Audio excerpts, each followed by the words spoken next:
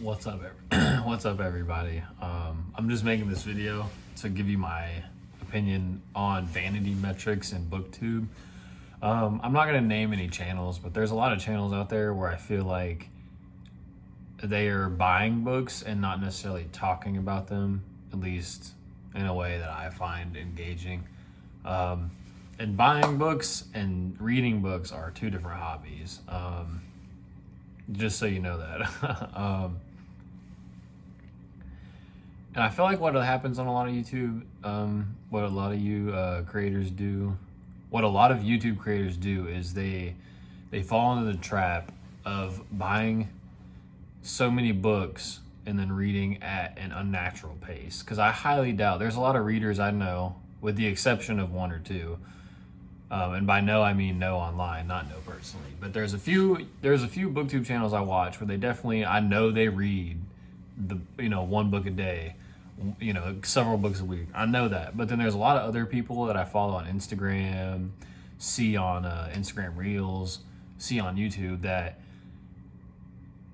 I feel like they're pushing past their natural pace. And by that, I just mean, I don't think most of us can read one book a week, one book a day, unless you're crazy, which everybody's crazy, but I guess there's a degree. Yeah, but there's a booktuber I know, love him to death, love his channel, but every book he reads is the best book I've ever read. And I don't know if that's me hating on him, but sometimes there's just something that comes off as not disingenuous like they're purposely lying, but you might have heard my cat. But channels like that often bug me a little bit because it's like, are you really taking the time to dissect or have a lot of intention in your reading? Have you fallen victim to the numbers game, which is, oh, I bought 7-8 books this week, now I got to read all of them, and you push through, and I highly doubt some of these channels that read at an extremely rapid pace. And they're almost all adults, mind you, with kids. So I'm not saying it's impossible, but even as an adult with no kids, all I have is a girlfriend. And I even find that my natural pace is probably slower than average, which I appreciate. I've learned my own habits. And I often read in spurts too, where I'll read for a little bit, read like a chapter or two, and then give it like a 15-minute intermission, and then go back. And I feel like it makes it where I actually have time to sit on the information. I also warn a lot of booktubers to don't fall into the numbers game.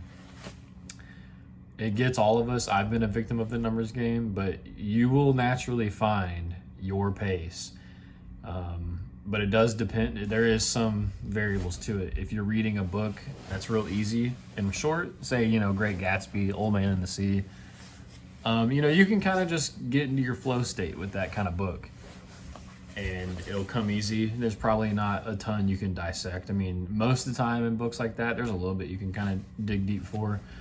But but then if you read a hard one like Infinite Jest or Gravity's Rainbow or maybe a philosophy text, if 10 pages a day, if you get them 10 pages into that book and you're like, man, like I'm having difficulty doing that or difficulty understanding, take a step back and think, maybe that's the pace. Maybe I should read 5 pages a day. Maybe I should read 10 pages a day. And I think that's okay. It's not defeat if you realize, hey, I can't read this book at a rapid pace. That's not a symbol of defeat. That's just, not every book is a coloring book. Not every book is a picture book. There's different degrees. Like I said, my major points of this video are don't fall into the trap of the numbers game, and I get a little bit of an air of, once again, it's not that they're purposely lying, but I get, there's a lot of people that buy 7, 8, 9 books a week, or some booktube channels I watch, it seems like they come home with that every day.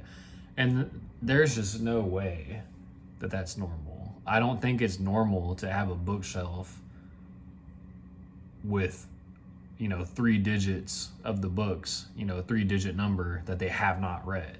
I mean, I'm a victim of it too. My bookshelf right here, I keep it small because I also sell books. Quality over quantity type of deal. I try. But like there's books, I probably own like 25, 30 books right now. And I've probably only read like a third, maybe half. And even like I even feel a weird kind of pressure to read more because of that. I do know someone personally that has over 1,000 unread books in their library, and I'm just like, man, I feel like you're there's that line where it's like, hey, not saying you have to read all your books. I probably sound like I'm telling people how to live, but I've learned it helps me to be more intentional. Like before I buy a novel, if you have 2 novels to choose from, maybe do your research, maybe look up the author. Is the author more interesting than author B? Is author A cooler than than author B? Does author B have a cat? Maybe you're a cat person, then choose author B. Like, be more intentional with it instead of just like, 50-cent dollar bin type of deals all the time. But yeah, that's my main point. It's been 3 weeks since I posted. I kind of just bullshitted through this video. Peace out.